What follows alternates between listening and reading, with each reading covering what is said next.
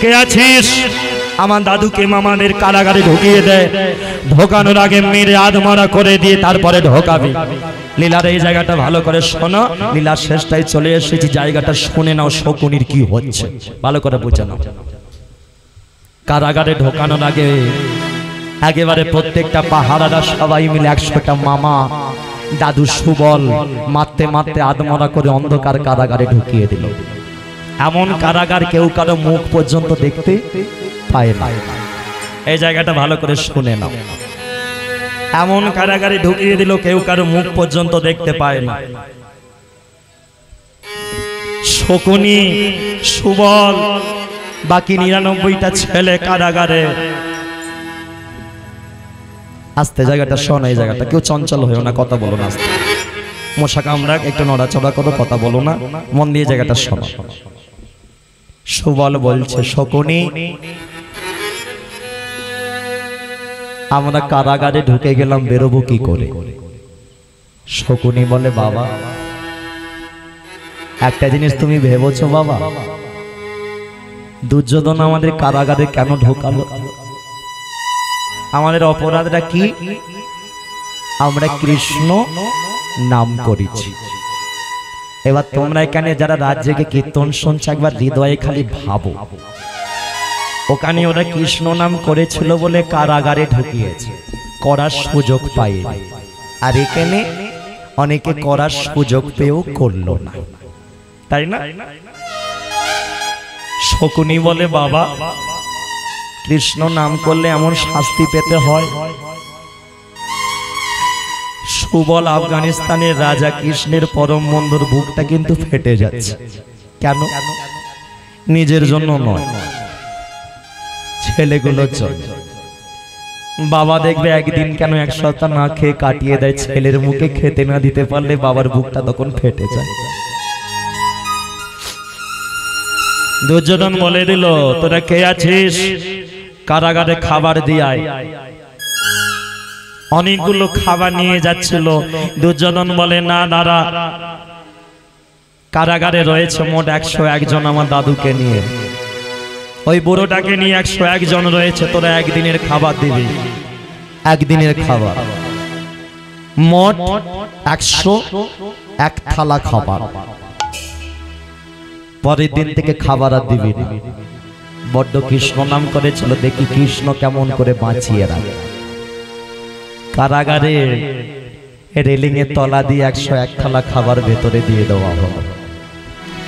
যেই খাবার দিয়ে গেছে ছোট বাচ্চা ছেলেটা, যে ছোট ছেলে, সে বাবার কাছে, বাবা বাবা কাল রাত থেকে হরি নাম করছে, কিছু খাওয়া হয়নি, খিদে পেয়েছে, দেখো ভাতের থালা দিয়ে গেছে, খাবো বাবা, গিয়ে খেয়ে নি। সুবল বলে, না, খাবারের থালার দিকে কেউ যাবে না। খাবারের থালাগুলো পড়ে রয়েছে, সবাই মিলে হাঁ করে বাবার মুখের দিকে তাকিয়ে, বাবা তাহলে খাবে কে? শুনে রাখ, এই খাবার আমি তাকেই খেতে দেবো। বিনা অপরাধে যে দুর্যোধন আমাদের শাস্তি দিয়েছে, জেলখানায় পড়েছে, সেই দুর্যোধনের যে বুকের রক্ত চুষে খেতে পারবে, আমি তাকেই খাবার খেতে দেবো। শুধুমাত্র কৃষ্ণ নাম করার অপরাধে আমার 100টা ছেলেকে যে জেলখানায় ভরেছে, আমি বাবা হয়ে তাকেই খেতে দেবো, যে ওই দুর্যোধনের বুকটাকে ছিঁড়ে ফেলতে পারবে। এই খাবার আমি তাকেই খেতে দেবো, যে এই প্রতিশোধ দুর্যোধনের থেকে নিতে পারবে। এই অন্ধকার কারাগারের ভেতরে কেউ কি নেই? আমার 100টা ছেলের মধ্যে কেউ কি নেই যে পারবে এই দুর্যোধনের বুকে রক্ত চুষে খেতে? আমার 100টা ছেলের মধ্যে কেউ কি বীর নেই? সবাই কি তবে কাপুরুষ? কেউ কি নেই? কারাগারের এক কোণ থেকে সিংহের মতো গর্জন করে একজন বলে উঠল, বাবা আমি আছি, আমি আছি বাবা, আমি আছি। কে তুই? বাবা আমি তোমারই বড় ছেলে শকুনি। আমি পারবো দুর্যোধনের বুকটা ছিঁড়ে রক্ত খেতে, আমি পারবো এই প্রতিশোধ দুর্যোধনের থেকে নিতে। কিন্তু বাবা, আমরা তো পড়ে রয়েছি কারাগারের ভেতরে, আর দুর্যোধন 100টা ভাই খোলা মার্কেটে ঘুরে বেড়াচ্ছে। ওদিকে তাকিয়ে দেখো ভাতের থালা, 101টা থালা। তাহলে আমরা যদি সবাই খেয়ে নি, সবাই তো একদিনই পাবো, তারপরে শকুনি। আমার কথাটা শোন, বলো বাবা, ভাতের থালাগুলো 101টা থালা যেদিকে আছে তো সেদিকে চলে যায়। বাকি সুবল 99টা ছেলেকে নিয়ে কারাগারের আর একটা কোণে চলে গেল। শোন শকুনি, ওখানে 101 থালা ভাত আছে, প্রতিদিন তুই 1 থালা করে ভাত খাবি, তাহলে তুই 101 দিন বেঁচে থাকতে পারবি। বাবা, আমার ভাইগুলো কাউকে খেতে হবে না। বাবা, আমার ভাইগুলো না খেতে পেয়ে মরে যাবে, মরে যাবে। সেদিন থেকে কারাগারে শুরু হয়ে গেল একটা অদ্ভুত খেলা। একদিন একদিন করে শকুনি খায়, একদিনের করে খাবার। কিন্তু বাবা, সুবল আর 99টা ছেলে কেউ খাবারের দিকে যায় না। দেখতে দেখতে 15 দিন 20 দিন কেটে গেল। যে ছোট ছেলেটা, সে বাবার কাছে গিয়ে বলে, বাবা বাবা আমার খুব খিদে পেয়েছে, বাবা আমার খুব খিদে পেয়েছে, নাহলে আমি মরে যাব বাবা। সুবল বলে দিল, তবে মরে যা। বাবা, তুমি দাদাকে খেতে দিয়েছ, আমাকে এক গাল খেতে দাও না, নাহলে যে আমি মরে যাব বাবা। সুবল ছেলের মুখের দিকে তাকিয়ে শুধু চোখে জল ফেললো, খাবার দিতে পারল না। ছোট ছেলেটা মরে গেল। আর একটা ছেলে বাবার কাছে এসে বলে, বাবা আমি জানি তোমাকে যতই বলি খাবারের দিকে তুমি যেতে দেবে না, একটা কাজ করি, আমার ভাইটা তো মরে গেছে, ভাইটাকে আমি কামড়ে খাই। ও তো মরে গেছে, ওকে কামড়ালে ও দেহটা এখনো টাটকা আছে, শরীর থেকে রক্ত বেরোবে, ওই রক্তটা খেলে আমার প্রাণটা জুড়াবে, আমার তৃষ্ণাটা একটু মিটবে, খাবো বাবা। সুবল শুধু চোখে জল ফেলে যাচ্ছে। ছেলেটা গিয়ে ছোট ছেলেটার হাতটাকে ধরেছে, ভাই তুই তো মরে গেলি, নালে আমিও না খেতে পেয়ে মরে যাব। ছোট ভাইটার হাতটা ধরে ধারালো ডাঁট দিয়ে কামড়ে নিয়েছে। ভাইয়ের যে আঙুলটা কেটে গেছে, ঝরঝর করে রক্ত বেরোচ্ছে, রক্তটাকে চুষতে চুষতে খাচ্ছে। আর একজন খিদে জ্বালায় এসে আর এক ভাইয়ের গায়ে কামড়াচ্ছে, তুই আমায় কামড়াচ্ছিস কেন? দাদা তোর গায়ে তো এখনো টাটকা রক্ত, ভাই তো মরে গেছে, পচে গেছে রক্ত। বলে তুই তাহলে আমার রক্তটা খা, আমি তোর থেকে বড়, আমিও কিছুক্ষণ বাদে তোর রক্তটা খাবো। কারাগারের মধ্যে এক এক ভাই মরছে, এক একজন তাকে ছিঁড়ে ছিঁড়ে খাচ্ছে। শকুনি ওদিকে এক এক দিনের খাবার খেয়ে বেঁচে আছে, সুবল কালী চোখে জলে কেঁদে। কারো দয়া হলো না, মায়া হলো না। দেখতে দেখতে দুটো মাস কেটে গেল। সুবল ডেকে উঠল, শকুনি বাবা আছি, বাবা আছি, বলো বাবা। শকুনি আমার কাছে আয়। শকুনি এলো বাবার গলা শুনে বাবার দিকে। বাবা আমার ভাইগুলো কেউ বেঁচে নেই। এখানে যারা তোমরা কীর্তন শুনছো, তোমরা হয়তো কঙ্কাল দেখেছো টিভিতে, ফোনেতে। আজকে কারাগারের ভেতরে শকুনির সামনে দেখতে পেল এক জীবন্ত কঙ্কাল।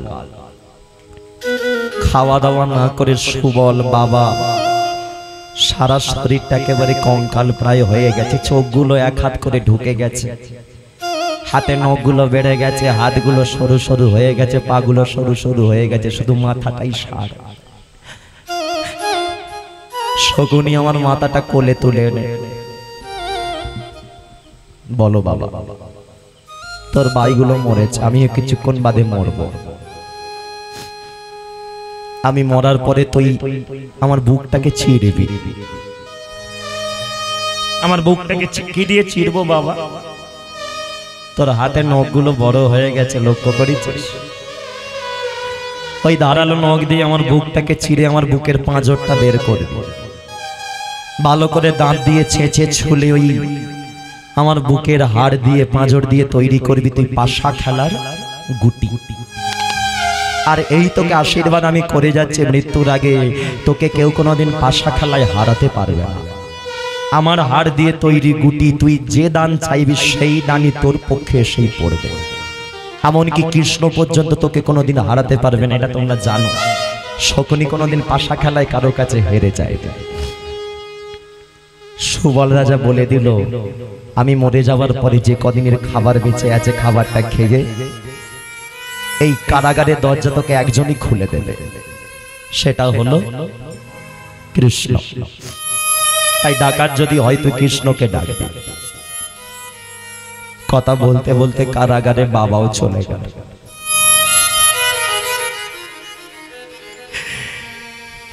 একই কারাগারের ভেতরে ৯৯টা ভাই মরে পড়ে আছে, কারো হাত কামড়ানো, কারো পা নেই, কারো চোখ নেই।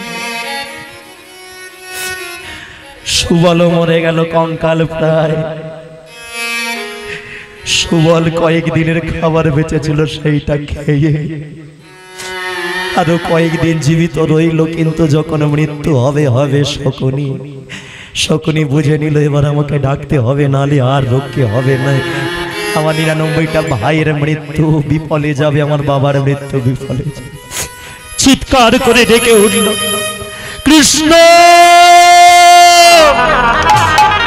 কৃষ্ণ রে,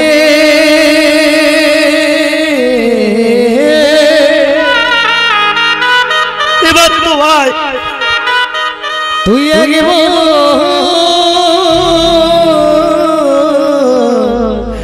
দেখা দে। আমার ভাইগুলো মরে গেছে, বাবাও চলে গেছে, এবার তো দরজাটা খুলে দেবে। কৃষ্ণ খুলে ওরে কৃষ্ণ রে,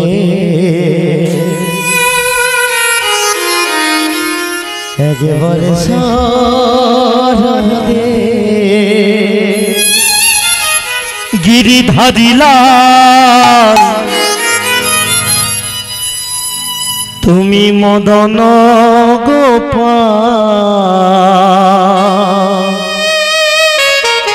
খুলে দাও দরজা, খুলে প্রণতি জানাই ও চরণে।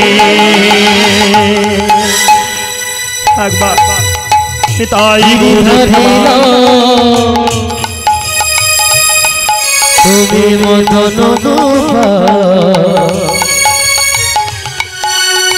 প্রণতি জানাই ও চরণে।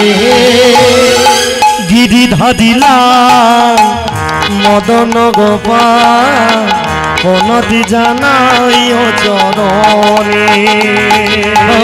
গিরিধারিলা মদন গোপাল, প্রণতি জানাই ও চরণে। কৃপা করো প্রভু হে, দয়া করো প্রভু হে, কৃপা করো প্রভু হে, দয়া করো প্রভু হে, কৃপা করো প্রভু হে, দয়া করো নিতাই গৌর। কৃপা করো প্রভু হে, দয়া করো প্রভু হে। মায়েরা ভগবানকে ডাকলে ভগবান আসে, আজকে শকুনি তার প্রমাণ। কৃষ্ণ এলো, কারাগারের সামনে দাঁড়ালো, দরজা খুলে দিল। শকুনি এলে, এতদিন বাদে আসার সময় হলো। শকুনি বাইরে বেরিয়ে কৃষ্ণর পাটাকে শক্ত করে জড়িয়ে ধরেছে। আমার বাবা মরে গেছে, তোমার বন্ধু সুবল, আমার 99টা ভাই মরে গেছে, এতদিন বাদে তোমার আসার সময় হলো কৃষ্ণ। কৃষ্ণ বলে, শকুনি কাঁদবি না, তুমি যদি কাঁদো শকুনি তাহলে দুর্যোধনকে মারার শক্তি তুমি পাবে না। কাঁদবে না, তোমার বাবার তাহলে মৃত্যু বিপলে যাবে, তোমার 99টা ভাইয়ের মৃত্যু বিপল। কাঁদবো না, কাঁদবো না, কি করতে হবে বলো? ওই দুর্যোধনের বুকের রক্ত আমি চুষে খাবো, কি করতে হবে বলো? কৃষ্ণ বলে দিল, আমি যেটা বলে দিই সেটা করো। এখন এখান থেকে বেরিয়ে সোজা দুর্যোধনের কাছে গিয়ে দুর্যোধনকে জড়িয়ে ধরবে। দুর্যোধনকে জড়িয়ে ধরবে। শকুনি বলে, যে আমার বাবাকে মেরেছে, 90টা ভাইকে মেরেছে, তাকে আমি জড়িয়ে ধরবো, ওকে আমি দেখলেই মেরে ফেলবো। কৃষ্ণ বলে, না শকুনি, ওরা 100 জন, তুমি একজন, তুমি কি পারবে একা? শকুনি বলে, সেটাও ঠিক, তাহলে করবোটা কি? যাবে দুর্যোধনের কাছে গিয়ে তুমি দুর্যোধনের বন্ধু হবে, দুর্যোধনের মামা হবে, ভালো মামা হয়ে তুমি ওর কাছে থেকে ওর হাত দিয়ে তুমি পাপ করাবে, ওর পাপের ঘোড়াটা পরিপূর্ণ করবে। আর পাপের ঘোড়া পরিপূর্ণ হলে আমি কৃষ্ণ, আস্তে মা, মা লক্ষ্মীরে কথা বলিস, পাপের ঘোড়াটা পরিপূর্ণ হলে আমি কৃষ্ণ, তখন দুর্যোধনের মৃত্যু অনিবার্য হয়ে যাবে। এবার এখানে যে কজন আছো সবাই বলে শকুনির পাশার চাল, শকুনির চাল। অনেকে বলে না, ও লোকটা যেন শকুনির মতো চাল খেলে দিল। এবার শকুনির চালটা কেমন মিলিয়ে নাও, শুনে নাও। কারাগার থেকে কৃষ্ণ বলে দিল, শকুনি যাচ্ছ যাও, কাউকে কিন্তু আমাদের কথা বলবে না।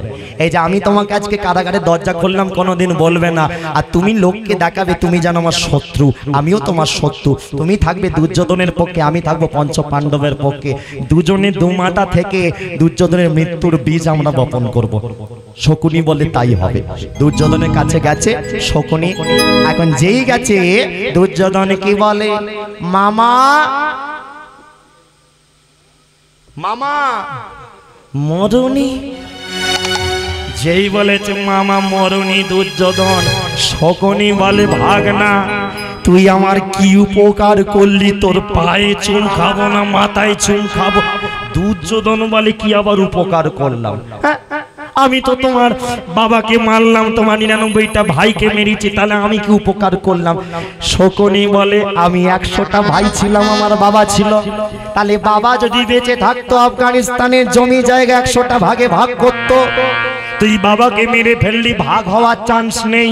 আবার 99টা ভাইও মরে গেল, তাহলে আফগানিস্তানের সম্পত্তি তখন কার একার? আমার একার।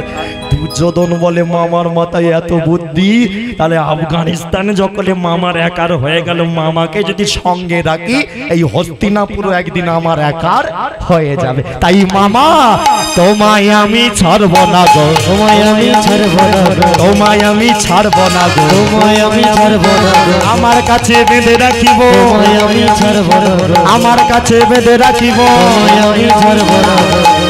শকুনি বলে, আমি তো ওটাই চাই, তুই আমাকে ধরে রাখ। দুর্যোধন বলে, মামা একটা কথা বলি, তোমার মাথায় এত বুদ্ধি, আচ্ছা মামা আমি একজনকে খুব ভয় পাই, তাকে একটু মেরে দেওয়ার ব্যবস্থা করো। শকুনি বলে, কাকে? বলে, পঞ্চ পাণ্ডবের যার হাতে গদা, ভীম। ভীমকে আমার খুব ভয়। শকুনি বলে, ভীম কি খেতে ভালোবাসে? দুর্যোধন বলে, ভীম পায়েস খেতে ভালোবাসে। শকুনি বলে, তাহলে পায়েসে বিষ মিশিয়ে ওকে খাইয়ে দে। ব্যাস, নদীর ধারে যমুনার পারে দু ভাইয়ে গেছে ভীম আর দুর্যোধন, পায়েসে বিষ মিশিয়ে ভীমকে খাইয়ে আর যমুনার জলে ফেলে দিয়েছে। গায়ে বিষ, যমুনার জলে গেল, পাতালে গেল, সর্পকুল সাপেরা ভীমকে দেখে ভয় পেয়ে ভীমের গায়ে মারলো ছোবল, মানে পাপের ঘোড়াটা আস্তে আস্তে ভরাচ্ছে শকুনি দুর্যোধনের হাতে। বিষ খাওয়ালো, নিজের ভাইকে নিজের হাতে বিষ খাইয়ে দিল, মানে দাদার খরা ভরাচ্ছে দুর্যোধনের।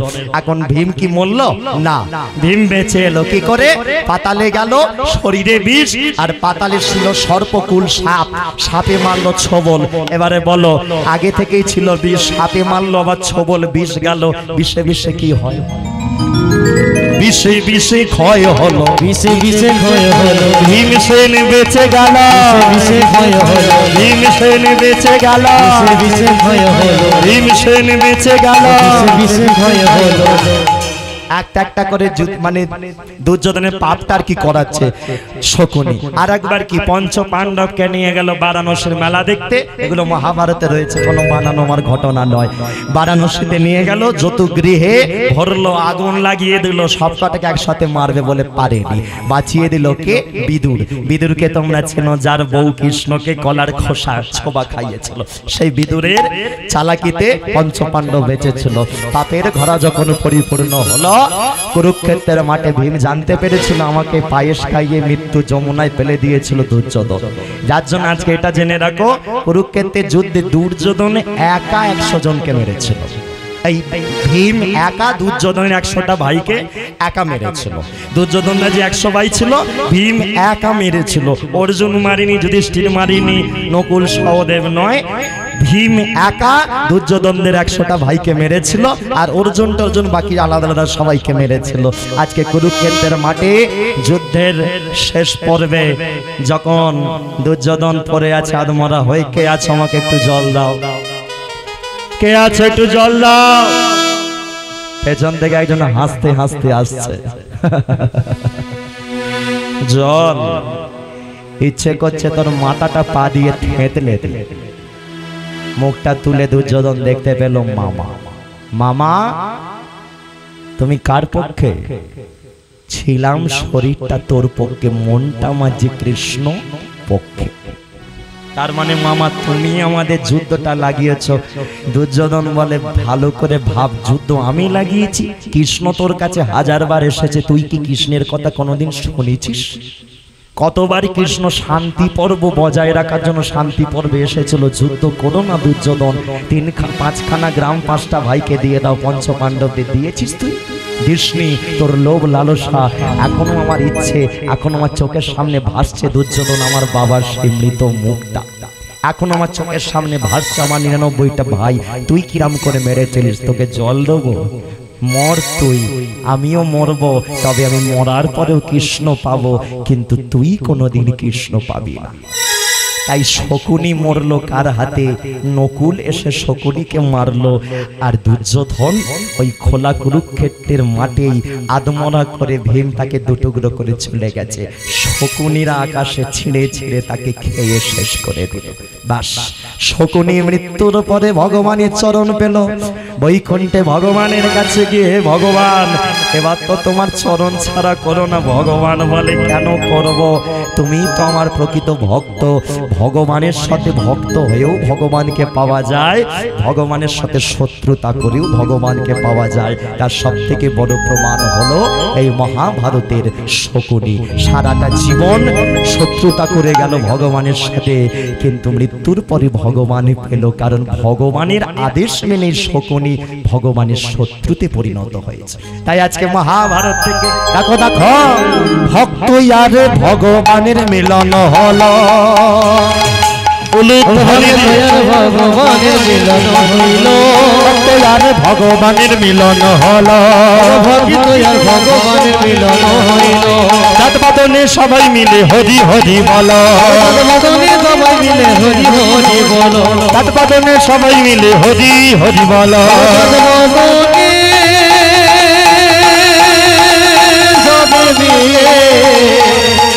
হরি হরি বল, হরি বল, হরি বল, হরি বল, হরি বল, হরি বল, হরি বল, হরি বল, হরি বল। উলুধ্বনি দাও সবে, হরি বল, হরি বল, উলুধ্বনি দাও সবে, হরি বল, হরি বল, উলুধ্বনি দাও সবে, হরি বল, হরি বল, উলুধ্বনি দাও, হরি হরি হরি বলে উলুধ্বনি দিয়ে, হরি হরি হরি বলে উলুধ্বনি দাও, হরি হরি হরি বলে উলুধ্বনি দাও, হরি হরি হরি বলে উলুধ্বনি দাও, হরি হরি হরি বলে উলুধ্বনি দাও, হরি হরি হরি বল, হরি হরি হরি বল, হরি হরি হরি বল।